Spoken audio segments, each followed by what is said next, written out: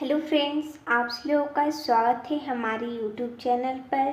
तो आज हम देखेंगे कक्षा 8 का विज्ञान भारती यूपी बोर्ड का पाठ 10। पाठ का नाम है फसल उत्पादन। तो देखिए दोस्तों, जैसा कि हमने इस वीडियो में इस पाठ के प्रश्नोत्तर को लिया है, तो चलिए देखते हैं। प्रश्न नंबर 1 है, सही विकल्प का चुनाव करके लिखिए।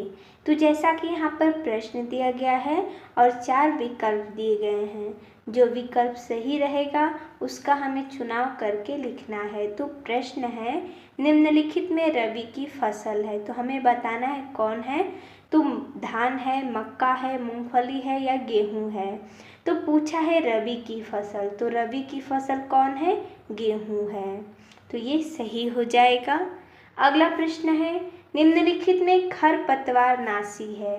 विकल्प है यूरिया, कंपोस्ट, मेटाक्लोर या अमोनियम फास्फेट। तो इसका सही हो जाएगा मेटाक्लोर। अगला प्रश्न है, यूरिया उर्वरक है। विकल्प है नाइट्रोजनी, फास्फोरी, पोटेशिक या संयुक्त। तो इसका सही हो जाएगा नाइट्रोजनी।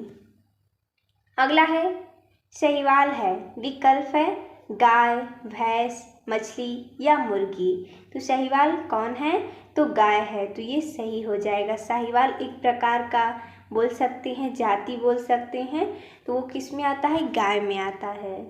अगला है प्रश्न दूसरा, रिक्त स्थानों की पूर्ति कीजिए। प्रश्न है, उगाए जाने वाले एक ही किस्म के पौधे यहाँ पर रिक्त स्थान कहलाते हैं। तो एक ही किस्म के जब पौधे उगाए जाते हैं उन्हें फसल बोलते हैं। जैसे धान का फसल, गेहूं का फसल, इसमें एक ही किस्म का फसल उगाया जाता है। तो यहाँ पर हम भरेंगे फसल। अगला है तरबूज, खरबूजा, मक्का आदि के लिए यहाँ पर रिक्त स्थान है, मिट्टी उपयुक्त है।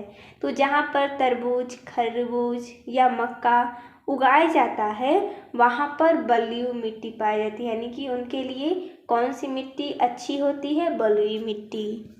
अगला है बुआई के लिए प्रयुक्त यंत्र यहाँ पर रिक्त स्थान है। तो बुआई के लिए कौन सा यंत्र है, तो डिबलर हम यहाँ पर भर देंगे।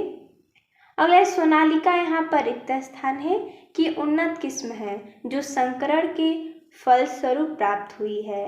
तो सोनालिका एक गेहूं का प्रकार है, यानी किस्म है। तो हम यहाँ पर भरेंगे कि। अगला एक काटला रोहू यहाँ पर रिक्त स्थानीय जल में पाई जाने वाली मछली है। तो यहाँ पर मछली का नाम है काटला रोहू। हमें बताना है कि ये किस जल में पाई जाती है, तो अलवड़ हम यहाँ पर भर देंगे। अगला प्रश्न है, सही जोड़े बनाइए। तो यहाँ पर बुक में ऐसे दिया गया था जैसा कि हमने यहाँ पर जोड़ा बनाया है। डिबलर का मिलान हम कर देंगे बुआई की विधि से। साइलो जो कि भंडारण की विधि है। साहिवाल गाय की एक प्रकार की किस्म है। सालमान जो कि मछली की नस्ल है। व्हाइट लेग हॉर्न मुर्गी की नस्ल है। और शार्क विटामिन ए और डी का स्रोत है। मिलान कर देंगे। अगला प्रश्न है चौथा, निम्नलिखित प्रश्नों के उत्तर लिखिए। प्रश्न है, बलुई मिट्टी और चिकनी मिट्टी में क्या अंतर है। इसका उत्तर हो जाएगा। तो सबसे पहले तो हम देखेंगे बलुई मिट्टी, उसके बाद चिकनी मिट्टी समझेंगे। बलुई मिट्टी, जिस मिट्टी में बालू की मात्रा अधिक होती है तथा मिट्टी के कण बड़े बड़े होते हैं, उसको बलुई मिट्टी कहते हैं। बलुई मिट्टी की जल धारण क्षमता कम होती है। और चिकनी मिट्टी क्या है कि जिस मिट्टी में बालू की मात्रा कम तथा मिट्टी के कण छोटे छोटे होते हैं, उसे चिकनी मिट्टी कहते हैं। चिकनी मिट्टी की जल धारण क्षमता अपेक्षाकृत अधिक होती है, यानी कि इसमें जल धारण की क्षमता जो बलुई मिट्टी है उससे अधिक होती है। इसमें मिट्टी के कण काफ़ी छोटे छोटे होते हैं और इसमें बालू की मात्रा कम होती है। अगला है, जून से अक्टूबर माह में कौन कौन सी फसलें बोई जाती है। तो जैसा कि हमने यहाँ पर लिखा है कि जून से अक्टूबर माह में उगाई जाने वाली फसलों को खरीफ फसल कहते हैं, जिसके अंतर्गत मक्का, चावल, मूंगफली आदि बोए जाते हैं। अगला है प्रश्न, बुआई के लिए बीज वेदक का क्या महत्व है। इसका उत्तर हो जाएगा, कुछ पौधों के बुआई के लिए उनके बीज गहराई में बोए जाते हैं। इसके लिए बीज वेदक का प्रयोग किया जाता है। इसके द्वारा बीज समान दूरी पर तथा निश्चित गहराई तक बोए जा सकते हैं। गहराई तक बोए जाने से पक्षियों द्वारा बीज की क्षति की संभावना नहीं होती है। बीजों के बीच की दूरी का भी ध्यान रखा जाता है ताकि पौधों को पर्याप्त सूर्य का प्रकाश, मिट्टी से पर्याप्त जल और पोषक तत्व प्राप्त हो सके। अगला है प्रश्न, फसल चक्रण से आप क्या समझते हैं? इसका उत्तर हो जाएगा, भूमि की पोषकता का उर्वरता बनाए रखने के लिए एक फसल के बाद दूसरी विकल्पी फसल उगाने की प्रक्रिया को फसल चक्रण कहते हैं। जैसे में गेहूं की फसल के बाद दलहन की फसल उगाई जाती है, जिससे भूमि की उर्वरता बनी रहे। अगला है हरित क्रांति पर प्रकाश डालिए। इसका उत्तर हो जाएगा, कृषि में उपज, आधुनिक कृषि यंत्रों तथा उन्नत किस्म के बीजों का प्रयोग करके आशातीत वृद्धि करने को हरित क्रांति कहते हैं। कृषि में सुधार लाने के उद्देश्य से इसका प्रारंभ 1960 से किया गया था। भारत में हरित क्रांति के जनक MS स्वामीनाथन हैं। हरित क्रांति जो कि फसल से संबंधित है और हरियाली उत्पादन इसका अर्थ है।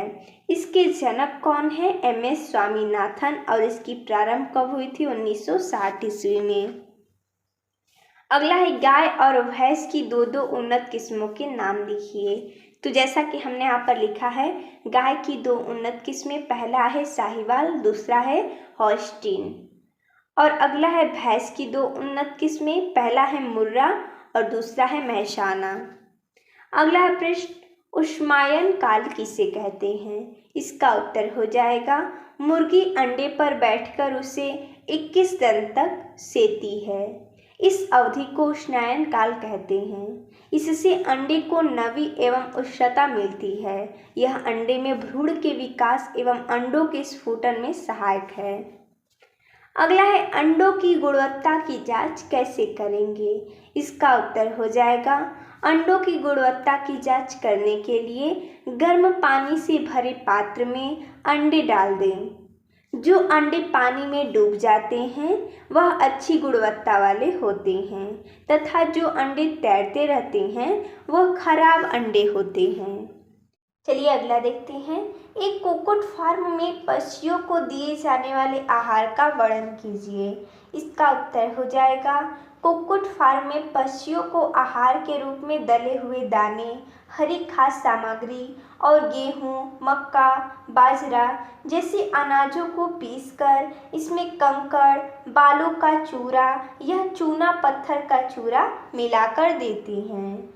अगला प्रश्न 5वां है, नाइट्रोजन चक्र को चित्र की सहायता से समझाइए। तो आप यहाँ पर चित्र देख सकते हैं। ये परीक्षाओं में बनाने को आता है कि नाइट्रोजन चक्र का चित्र सहित वर्णन कीजिए। तो आप इसे अच्छी प्रकार से याद कर लीजिएगा और ये भी ध्यान दीजिएगा कि तीर किस तरफ से बना है, क्योंकि इसका तीर ही ये हमें बताता है कि क्या होता है, उसके बाद क्या हुआ है, यानी पहले कौन इस्तेमाल किया है। तो चलिए हमने यहाँ पर लिखा भी, इसको पढ़कर हम आपको समझा देते हैं। नाइट्रोजन स्थिरीकरण, जैसा कि सूक्ष्म जीवों द्वारा तड़ित एवं वर्षा द्वारा रासायनिक उर्वरक द्वारा वायु की नाइट्रोजन नाइट्रेट के रूप में पौधों द्वारा इस्तेमाल होकर भोज्य पदार्थ में जाती है और भोजन के रूप में जंतुओं में पहुंचती है। पौधों तथा जंतुओं के मृत होने पर सूक्ष्म जीवों द्वारा इनका अपघटन होता है और नाइट्रोजन पुनः वायु में मिल जाती है। यह प्रक्रिया नाइट्रोजन चक्र कहलाती है। इसके द्वारा वायुमंडल में नाइट्रोजन की मात्रा स्थिर बनी रहती है। अगला है प्रश्न, फसल की कटाई के लिए प्रयोग करने वाले हंसिया का चित्र बनाइए। आप यहाँ पर देख सकते हैं, ये साधारण हंसिया है। इसका आप चित्र भी बना सकते हैं। ये कुछ इस प्रकार है, कटाई के लिए इसका प्रयोग होता है। तो तो आप इसका चित्र बना सकते हैं। और ये है दांतेदार। देखिए आप यहाँ पर देख सकते हैं, यहाँ पर नुकीला नुकीला दांत है ना, यानी कि 2 प्रकार के होते हैं काटने के लिए। ये तो पूरा साधारण है और ये है दांतेदार हंसिया। अगला है फसलों का भंडारण किस प्रकार किया जाता है, लिखिए। तो जैसा कि हमने यहाँ पर लिखा है, फसलों के भंडारण के लिए उन्नत भंडारों तथा धातु के बर्तनों तथा साहिलों का उपयोग किया जाता है। भंडारण में ताप का भी ध्यान रखा जाता है। जिन खाद्य पदार्थों में पानी की मात्रा कम होती है, जैसे अनाज, दालें इत्यादि को कमरे के ताप पर सुरक्षित रखा जाता है। फल सब्जियों में पानी की मात्रा अधिक होने के कारण इन्हें कम ताप यानी 0 डिग्री सेल्सियस से 1 डिग्री सेल्सियस पर संरक्षित किया जाता है। भंडारण का मतलब आप समझ सकते हैं कि जिस मौसम में जो सब्जियां नहीं मिलती हैं उन्हें भंडार करके रखा जाता है और उसे बेचा जाता है। यानी कि आलू हो गया, फिर उसको आलू होने के बाद किसान क्या करते हैं, उसका भंडारण करते हैं। कोई भंडार घर होता है उसमें रखते हैं और जब जो सब्जियां खत्म होती हैं तो वहीं से वो लोग बेचते हैं, यानी कि उसका भंडारण करते हैं। और कैसे रखते हैं, जो अनाज होते हैं उन्हें कमरे के ताप पर रहते हैं क्योंकि वो उस पर सुरक्षित रहता है। और जो फल सब्जियां होती हैं उनमें पानी की मात्रा अधिक होने के कारण इन्हें 0 डिग्री या 1 डिग्री सेल्सियस पर रखा जाता है। तो देखिए दोस्तों, जैसा कि इसमें इतना ही प्रश्न दिया गया था, तो मिलते हैं तब तक के लिए धन्यवाद दोस्तों।